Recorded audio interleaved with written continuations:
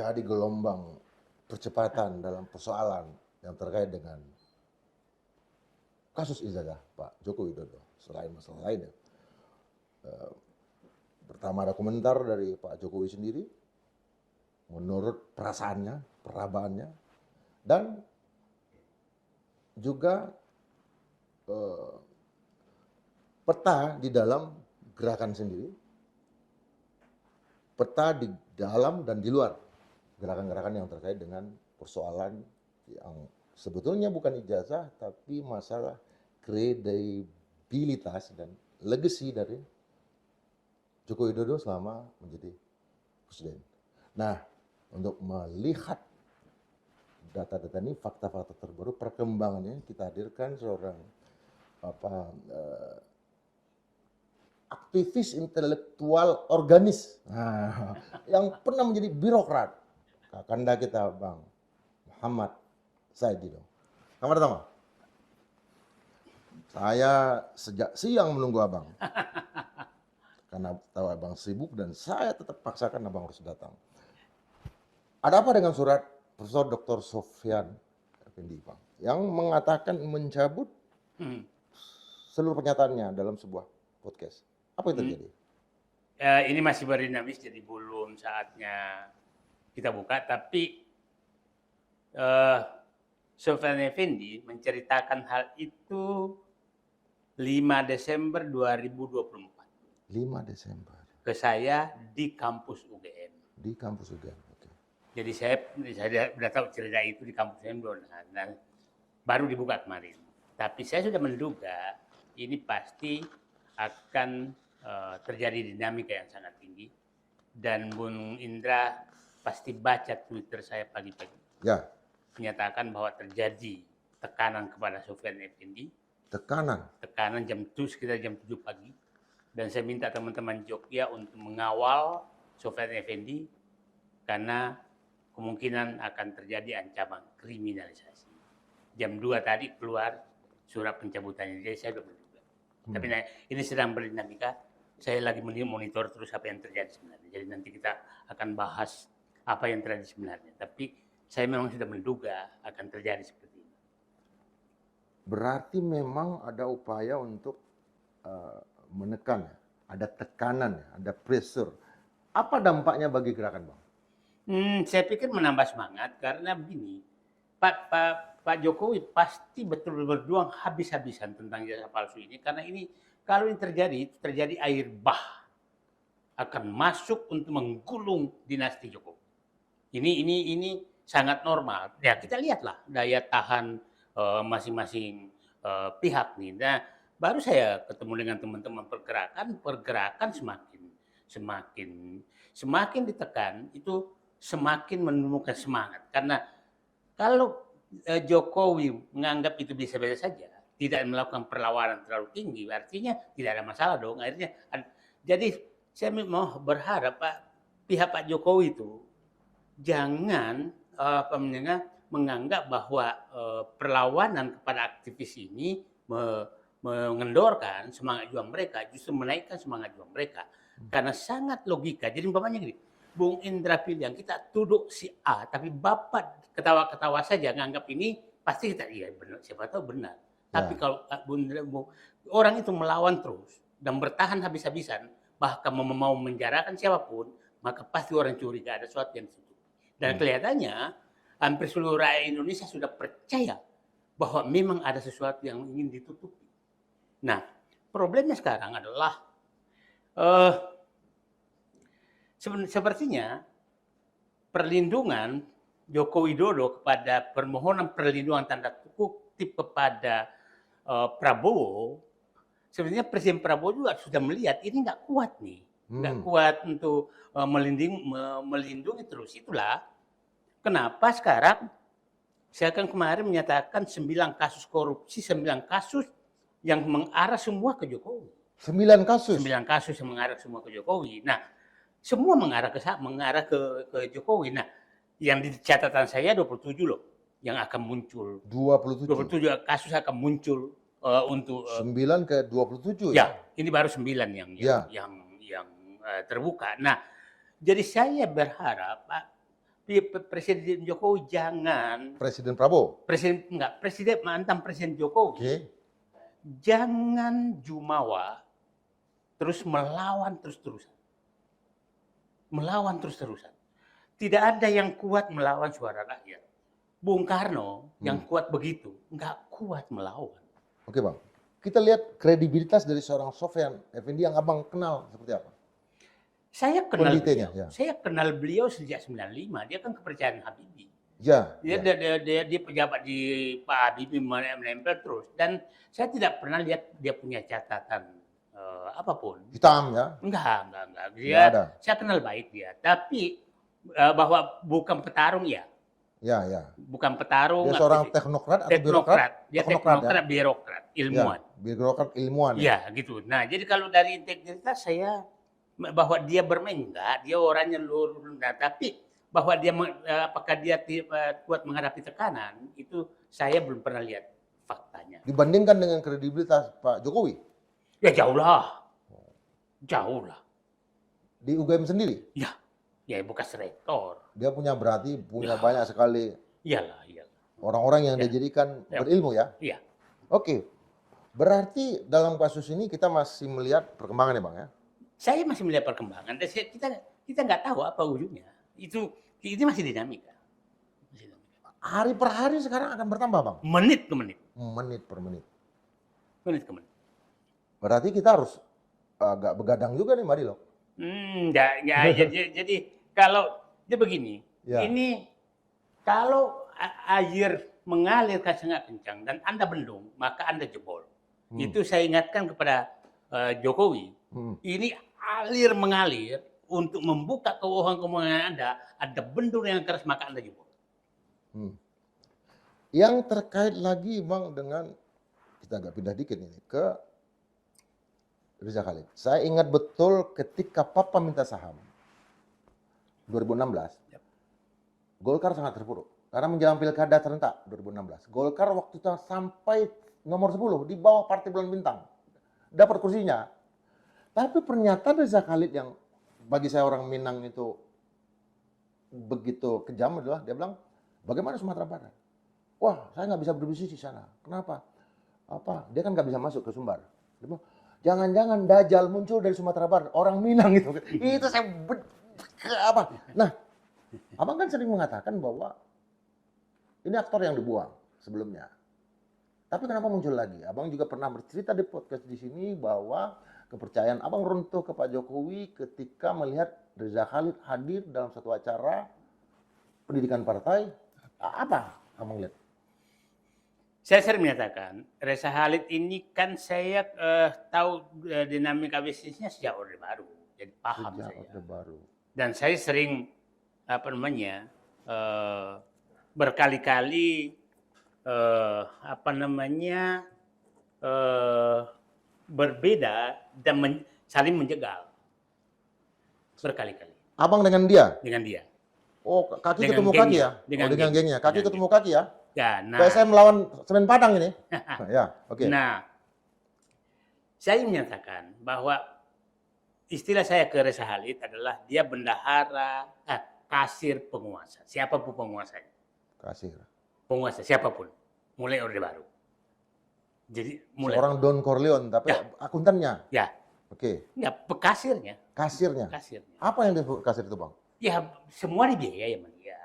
Tapi dari hasil mafia migas. Migas. Nah, yang harus publik paham bahwa Riza Khalid itu salah satu kesayangan Joko Widodo. Nomor berapa, Bang? Kalau ada tiga orang yang disayang oleh Joko Widodo, nomor berapa dia? Ya, saya nggak tahu orang sekitar Joko Widodo, tapi saya dari 1 sampai 5? saya nggak kenal. Siapa tahu ada. Iya. Saya nggak kenal orang-orang Joko Widodo. Iya, Mungkin lebih Budi Ari mungkin nomor 1 kali. Nah, agak jauh lah. Oke. Budi Ari mungkin nomor 1, nomor 2 mungkin Bahlil, nomor 3 mungkin Zulkifli Hasan. Abang junior abang hire terus ya. Kira-kira begitu. Ya. Oke. Tapi mungkin Riza Khalid, untuk ukuran seorang kasir kan tentu nomor Riza 1 Khalid lah. lebih nomor 1. Enggak juga. Ada Enggak juga. oligarki. Ada Oh, oligarki. ya. Nah, Reza Halid ini, jadi gini, kenapa saya katakan dia kesayangan Jokowi? Pada saat kita Bapak minta saham, kita dipanggil untuk menghentikan pembukaan Bapak Asyid minta saham. Ya. Pada saat nikahan anaknya, nikahan Gibran, wakil presiden sekarang. Itu acara pernikahan ya? Iya. Oke. Nah, acara pernikahan dia tuh, kita lagi mengejar Bapak minta saham, dia tamu VVIP di Solo. Jadi saya datang, saya lihat, loh, kok ada pesawat pribadi mendarat. Reza Halid keluar, loh, kok dia datang? Nah, karena saya memang hanya datang sebagai intelijen, tanda kutip, karena ingin tahu siapa sih. Abang ngintilin saya juga pernah. Ya. Ketemu di satu tempat ya Pak. Nah, abang. terus Oke. saya kasih tahu Pak Dirman, loh, Pak, itu dia itu tahu nggak? Di foto khusus, ditahan semua undangan, foto khusus dengan keluarga Joko Widodo. Ditanya saat itu, saya minta Pak, tanya dong Pak Dirman, kita repot nih, masa orang yang kita lagi incar kok jadi tamu VIP. Nah, saya dapat informasi, Pak Sudirman saya betul nanya Pak Presiden, Pak Jokowi, Ya. kenapa Pak? Ini kan kita lagi incar dia Pak untuk Bapak minta saham. Kenapa jadi tamu VIP Bapak? Apa jawabannya? Itu undanganku, saya nggak tahu katanya. Siapa yang ngasih? Betapa orang ini memang detik demi detik berbohong. Nggak mungkin ya? Kan nggak mungkin dong kalau dia itu undangan selundupan, nggak mungkin dipoto dong, dikasih khusus dong. Dan waktu itu di tengah himbauan untuk mesedikitkan. Ya. Kan saya waktu itu sama Yudi Krisnandi mesedikitkan apa? Nggak Jumlah juga, undangan. udah longgar. Udah longgar ya? Bukan itu masalahnya. Ya, oke. Masalahnya. Artinya dari yang sedikit itu dia datang. Ya, masalahnya orang yang kita lagi kejar untuk, kan begini. Orang yang dikejar. Dia coba bayangkan, dia kan marah Jokowi itu. Saya orang sudi, namaku dicatut, tapi sementara diundang. Logat abang tuh kurang cocok. Ikan cocok. Ya nanti kita ajarin. Nggak cocok saya. Enggak cocok ya. Nggak Oke. cocok. Orang Saudi ya, dia tidak sudi namanya dicatut. Dicatut untuk minta saham. Untuk minta saham. Itu kompresi pers loh Joko Widodo. Ya, dengan gaya muka kayak marah. Murka. Nah, padahal berapa jam sebelumnya dia tuh lagi minta kita berhentikan.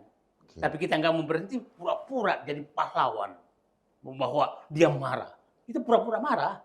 Tapi setelah itu ternyata undangan VVIP. Jadi ini orang ini gimana bisa dipercaya? Itulah. Nah, setelah itu kan sudah muncul terus menjadi tamu dimanapun. Kalau ada acara Joko Widodo. Waktu Pilpres 2014, adakah kontribusi dari Reza Halid ini? Saya enggak. Reza Halid itu kan membiayai dua-duanya. Pertanyaan.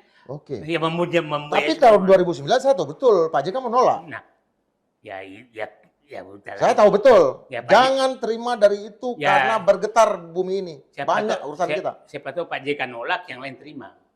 Oke. Saya disuruh mengusir-ngusir. Iya. Jadi ada kontribusi dia di dalam Pilpres. Ya, yakin saya ada. Jadi, itu yang menyebabkan dia hadir. Saya enggak juga. Jokowi itu begini. Jokowi kan mencari orang siapa yang membiayai. Kan awalnya siapa itu memang musuhan, tapi habis itu berbalik. Ini kan orang enggak yang penting gimana dapat.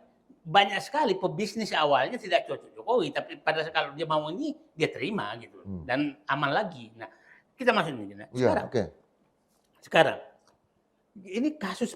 Nah, sekarang yang perlu kita tahu ini sekarang adalah apakah Prabowo betul mau menyentuh Reza Halid dan membongkar semua korupsi yang terjadi di Pertamina? Itu pertanyaan paling inti sekarang. Nah, kalau ini terjadi, maka sangat dimaklumi kalau Joko Widodo resah. Kenapa? Reza Halid aja bisa disentuh, apalagi yang lain. Reza Halid aja bisa disentuh, apalagi yang lain. Dan ini Prabowo yang nyentuh.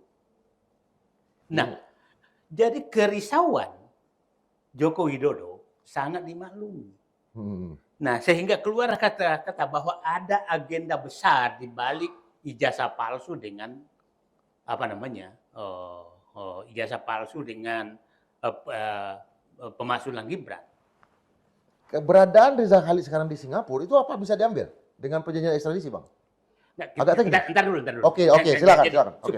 supaya publik Oke. agak ini Iya. apa sih yang itu kecil masalahnya. Oke. Jadi gini.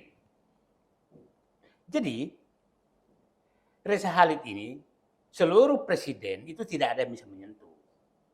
Baru Presiden Prabowo yang bisa. Ya, mengerti. Ya. Ya kan? Nah, pertanyaan kita, Pak Prabowo apakah betul ingin menyelesaikan korupsi atau hanya berhenti di Reza Khalid? Oke. Menurut Abang? Nah, saya belum nih, karena begini, kita harus juga waspada karena Reza Khalid ini kan pada saat penggeledahan Pertamina, penggeledahan Pertamina, rumahnya, Ya. itu langsung hilang kan, keluar negeri kan. Dan Bocor. Bocor. Nah, tapi kenapa lama sekali setelah baru ada di Singapura? Nah, saya dapat informasi saat itu nggak ke Singapura loh. Kalau bukan Vietnam, Myanmar itu dia. Kalau di dua negara ini lebih gampang diambil karena, nah, tapi setelah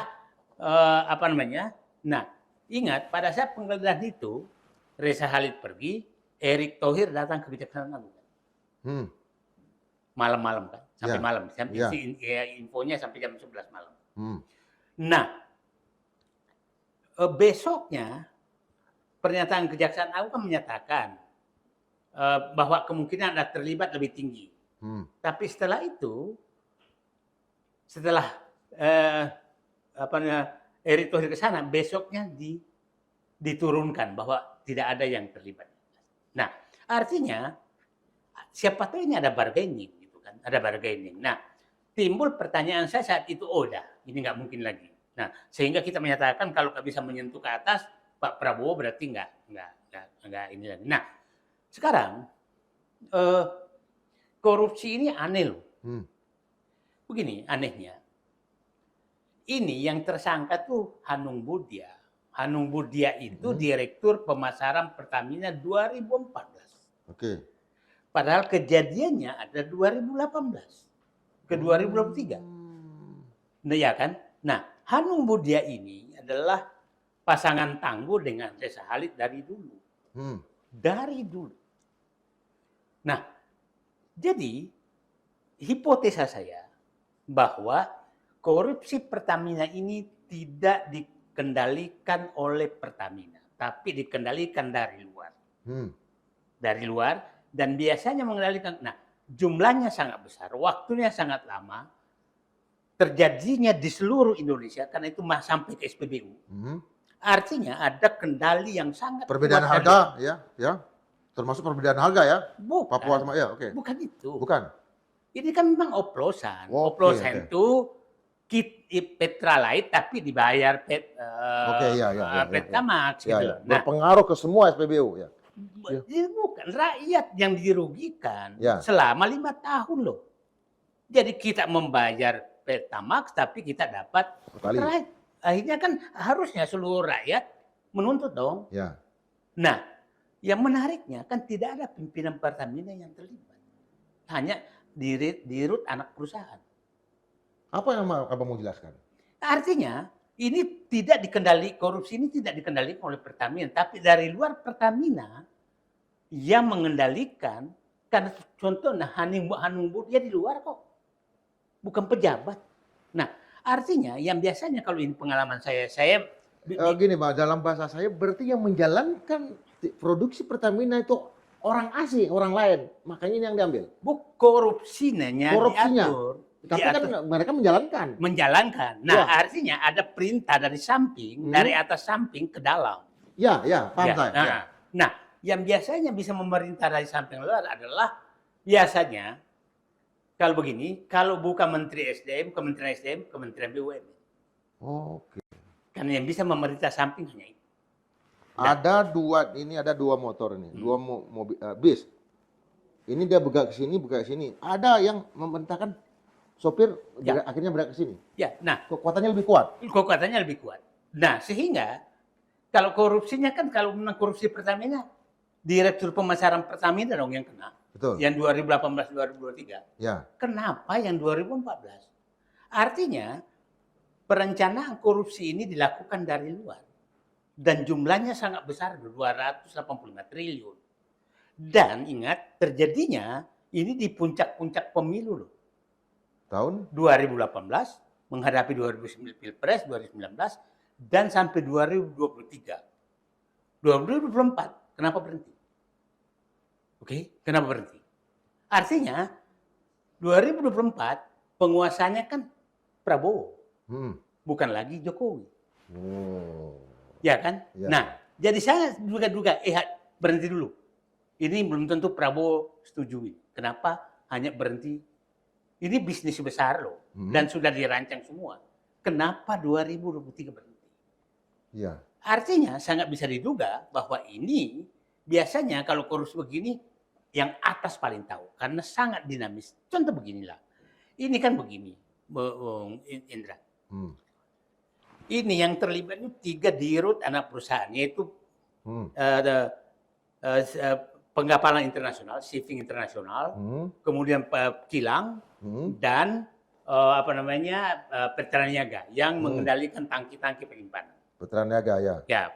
Nah, ini 3 ini dia secara good corporate governance ini harus berantem. Kok bisa kompak? Berkompetisi mestinya. Bukan, saling kan begini. Ya.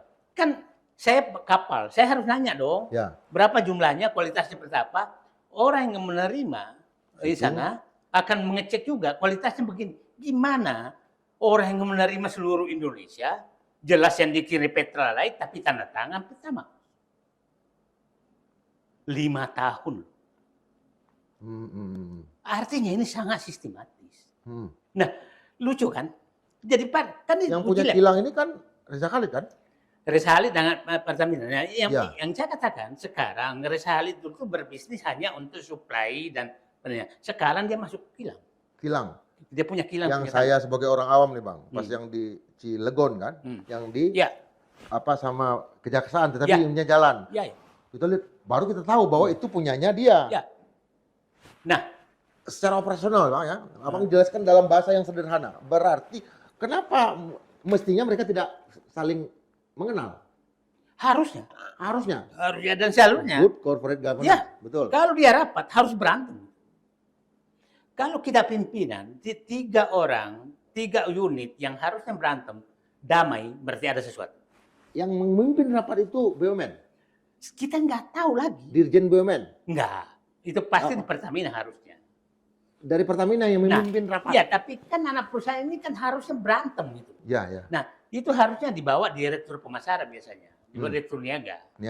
Nah, tapi kok diam semua? Artinya, kalau Pertamina tahu bahwa terjadi, karena begini, kalau kita ini ya, kalau sudah ada unit yang harusnya berantem, tidak berantem, maka kita udah harus curiga. Itu kan? Saya hanya menunjukkan kepada Abang bahwa saya seorang analis politik, nggak mau pas saya jadi komisaris pasti saya nolak Bang, karena dalam ilmu politik saya nggak mengerti. Artinya oke. Nah, jadi ini pasti dikendalikan. Dan yang menarik itu kan, ini kan pasti bayangkan semua orang menandatangani dokumen yang berbeda selama 5 tahun di seluruh Indonesia. Kita harus ingat ya, kenapa sih? Asal orang tahu, size bisnis di Pertamina itu 3.000 sampai 3.500 triliun per hari. 3.000 sampai 3.500 triliun per hari. Melebihi APBN kita. Ya. Ya 220 juta dolar per bulan. Oh, 220 juta dolar. 220 juta per hari. Per hari. Oke. Nah, itu bisnis yang sangat besar. Nah, sekarang begini. Kita sekarang bicara. Kalau saya dapat info, Reza Khalid ini masih ada kaitan famili dengan familinya Prabowo. Ini menarik ini. Dan Pak Prabowo, saya dapat informasi, sudah menanya, udahlah, yang pokoknya kalau memang hukum tegakkan aja. Nggak perlu. Ya, maksud saya, ada keberanian beliau untuk membuka ini, Hmm. membuka ini. Nah, itulah saya katakan kerisauan Jokowi yang menyebabkan mungkin beliau sakit, seperti yang kita lihat, Oke. itu saya sangat maklumi karena ini air bah akan datang. Karena saya yakin betul orang-orang yang ada masalah hukum sudah ketakutan karena Reza Khalid pun diambil. Kita lihatlah Bung Indra Piliang ya. Yang saya katakan 9 kasus yang terjadi, 1 kasus ijazah palsu, Hmm. ya. Ini kan air bah akan masuk. Yang Ya. kedua, akan muncul nanti kasus ijazah Gibran dan kasus Fufu Papa. Oke. Ya, kasus Fufu Papa. Nah, Jadi satu paket itu? ya itu untuk pemaksulan. Ya. Nah, yang ketiga adalah kasus minyak goreng. Ah. Kasus minyak goreng itu kita harus paham bahwa itu ada kaitan dengan Wilmar. Dan Wilmar itu salah satu perusahaan juga yang menjadi sangat dekat dengan Presiden. Ya. Ya. Nah, Yang keempat? Yang keempat adalah kasus Sritek. Sritek. Sritek masih ingat kasus Ya, ya. Goodie Ya. ya kan? Baik. Dan sangat dekat dengan Penyumbang massa terbesar Ya. juga, voter. Ya kan? Ah. Nomor 5? Yang kelima adalah kasus OTT Medan, PUPR. PUPR. Oke. Ya, yang keenam tuh kasus yang keenam ya kasus Pertamina tadi. Ya, kan? Oke. Kasus Pertamina, minyak goreng. Terus yang ke ini adalah Komdigi? Komdigi, judi online Masuk? masuk. Itu menunggu. Yang terakhir adalah kasus pengadaan komputer di Kemendikbud. Chrome. Itu ini semua mengarah ke pusat-pusat kekuasaan. Nah, jadi ini sepertinya memposisikan Jaksa Agung untuk membersihkan semua kroni sedang berlangsung. Dan awalnya saya kehilangan kepercayaan pada saat kasus Pertamina nggak naik-naik. Nah, ini udah naik ke Reza Khalid, ya kan? Nggak naik-naik maksudnya? Nggak naik, tersangkanya hanya itu aja di bawah. Oke, ya. Nah, tapi ini belum puncak loh. Ini belum puncak? Belum. Baru level 2 ya? Belum. Dan yang saya katakan, kasus korupsi Pertamina itu baru menyentuh pelaksananya. Perancang dan pelaksananya. Perancangnya itu Reza Khalid dan pelaksananya adalah yang tadi di Yang lebih besar apa? yang lebih besar adalah penikmatnya. Penerima aliran Penikmat dana. dan sutradara. Sutradara. Itu belum. Itu hukuman mati ya Bang di Cina ya Bang? Nah, kalau ini berlanjut, kan ada berbagai kemungkinan. Tapi saya diposisikan begini, ada 5 kemungkinan terjadi ke depan. 1, yang paling kita harapkan, Reza Khalid bisa diekstradisi, dibawa ke Indonesia dan bernyanyi. Ya, itu bernyanyi. Yang kedua, Kut hutahe. Oke. Reza Khalid kembali tapi masang badan. Tidak bernyanyi apapun. Dan itu biasa. Masih ingat dulu kasus Mufasan itu pasang badan tuh Pak Harto. Iya. Ya kan? Dia nggak Hebat ya. Nah, kemungkinan ketiga adalah dia kembali tapi karena ada negosiasi maka dia agak bebas. Yang keempat dia adalah dianggap whistleblower. Ya, bisa. Nah, yang keempat adalah dia dia kembali ke Indonesia tapi itu Udah hilang ingatan. udah hilang terjadi apa-apa. Yang terakhir tidak bisa dikembalikan dengan alasan macam-macam. Saya curiga yang terakhir. Kenapa? Bahwa dia nggak kembali. Karena saya yakin betul bahwa semua penguasa, mantan penguasa, termasuk Joko Widodo, ini gemetar. Kasus yang dulu paling kita ingat tuh Edi Tanzil. Kecil sekali. Bukan maksudnya yang nggak kembali, yang berubah wajah, yang operasi plastik. Ya. Nah, Itu bisa. Nah, Ya. kenapa saya menyatakan itu bisa kembali? Eh, Singapura tuh sangat diuntungkan oleh Reza Khalid. Hmm. Karena perjuangan Reza Khalid lah yang menyebabkan hampir 30 tahun kita membeli BBM dari kilang Singapura. Karena kelakuan Riza Khalid, kita Karena membeli lobby, lebih mahal. karena lobby Reza Khalid yang Hmm. bisa mempengaruhi semua di Indonesia sehingga kilang Singapura membesar. Begini, Bang. Tanpa ada smelter di sini. Oke, timbal gimana? Tanpa ada kilang di sini. Ya, tanpa ada kilang di Tanpa sini. kilang. Jadi, saya betul-betul yang mengalami itu. Jadi setiap kita dulu membeli BBM itu kan ada rumusnya, harga BBM Indonesia adalah MOPS plus alfa. MOP plus alpha. MOPS itu harga rata-rata Ya. dunia Hmm. ditambah alfa. Alfa itu keuntungan Pertamina, biaya penyusutan, biaya transportasi, dan lain itu namanya alfa. Hmm. Nah, yang menariknya adalah yang ditetapkan sebagai MOPS itu harga kilang Singapura. Harga BBM kilang Singapura. Ini yang menjadi Ya. barometernya, Ya. patokannya, Patokannya. pijakannya. Jadi berapapun harga minyak Singapura, Itu masuk angka. itu hasil pasti dibeli. Karena undang-undang di kita. Undang-undang APBN. Astaga. Nah, saya pada saat saya BUMN, saya lawan itu. Sampai 2 menteri turun ke saya tidak mau bertahan. Karena saya menunggu. Nggak ada yang mempertanyakan apakah Nggak benar ada. harga ini. Nggak ada. Saking kuat namanya mafia minyak. Oke. Nah, itu pasti yakin saya berlaku juga. Melebihi Nabi ya Bang ya? Hah? Melebihi Nabi itu angka-angka Ya. itu yang keluar. Nah, dan DPR setuju semua. Uang Bayangkan, kecil. saya rapat ngotot dari pagi, sudah ditelepon dari atas. Enggak, aku maunya harga BBM kita adalah harga minyak termurah di dunia, bukan harga Singapura. Oh, itu dasar abang yang paling murah di dunia yang kita ambil, Ya, itu baru yang tambah dengan alfa. alfa. Tapi apa?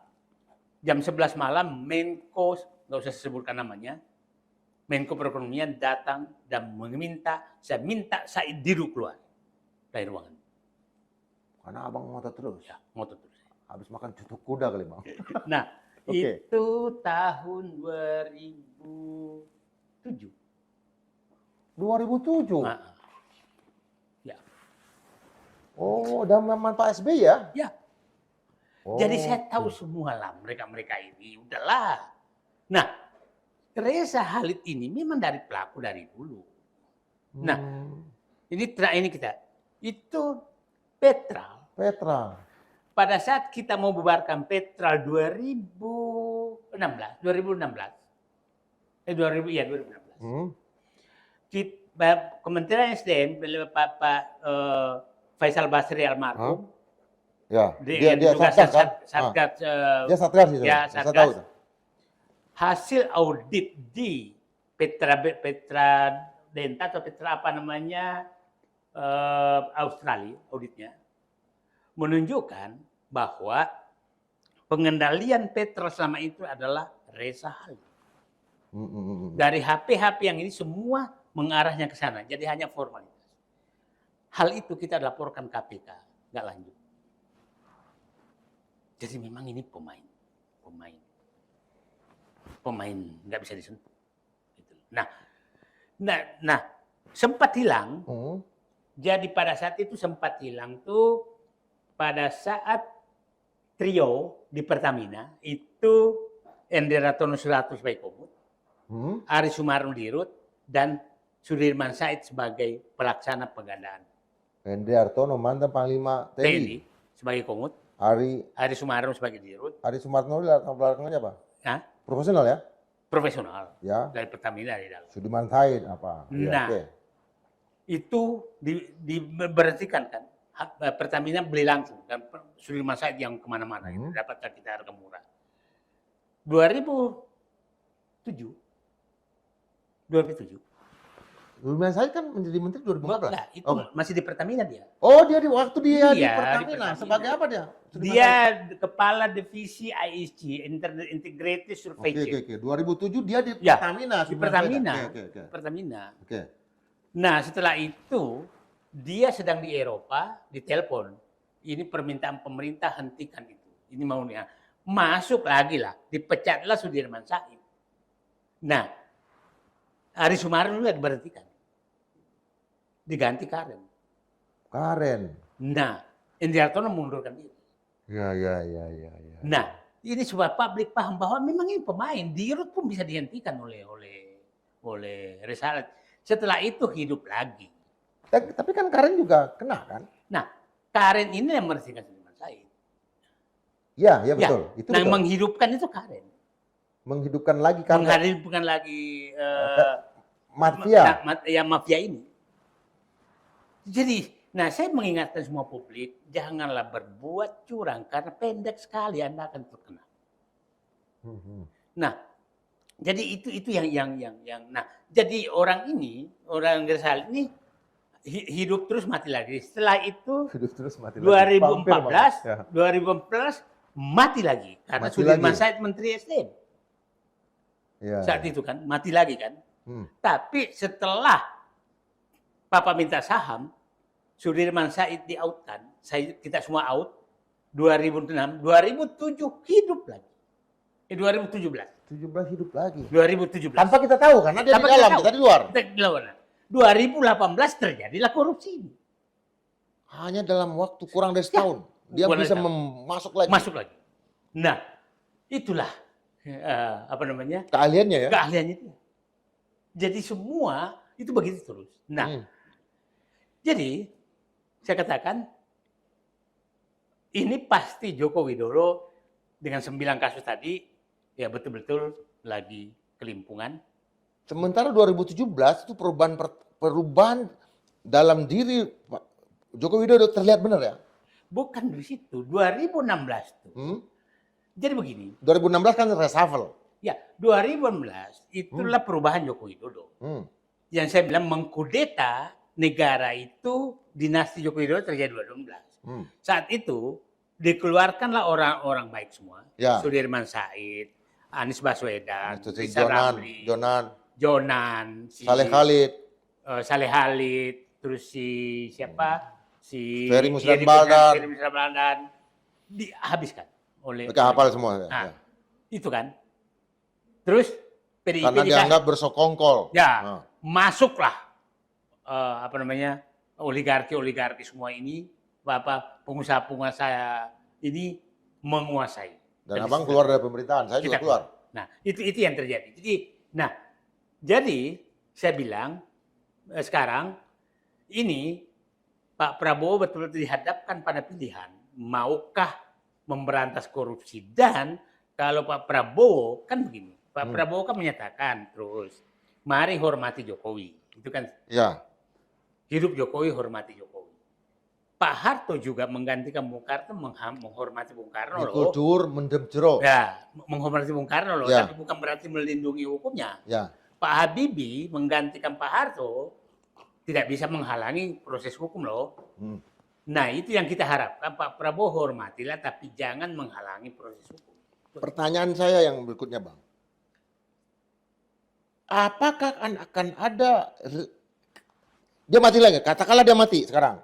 Apakah dia akan bisa hidup lagi Rizal Khalid atau saya yang hidup nanti di Pertamina? Saya menyatakan keahlian dia tidak bisa diinikan karena sebenarnya penguasaan jaringan itu dikuasai betul di dunia. Karena ini bisnis minyak ini bisnis kepercayaan. Karena nggak ada namanya cash apa segala, itu kan detik demi detik negosiasinya. Karena pura-pura lelang, jadi berbeda sekali dengan bisnis lain. Nah, saya nggak tahu regenerasinya, tapi ini generasinya Resalnya ada kemajuan karena kalau bapaknya dulu hanya dagang, anaknya udah masuk ke sebagai Pertamina kecil, kilang. Dia lebih konkret, lebih kelihatan bahwa dia memang pebisnis. Nah, dia pebisnis atau yang udah ada yang punya SPBU di sekian tempat, Bang. Bapak ya mungkin, tapi dia tahu itu kecil untungnya, dia nggak. Ya artinya saya bilang bahwa real bisnisnya jadi ada. Nggak ada. Oke, Bang, kita berhenti di sini dulu, Bang. Salam merdeka 100%.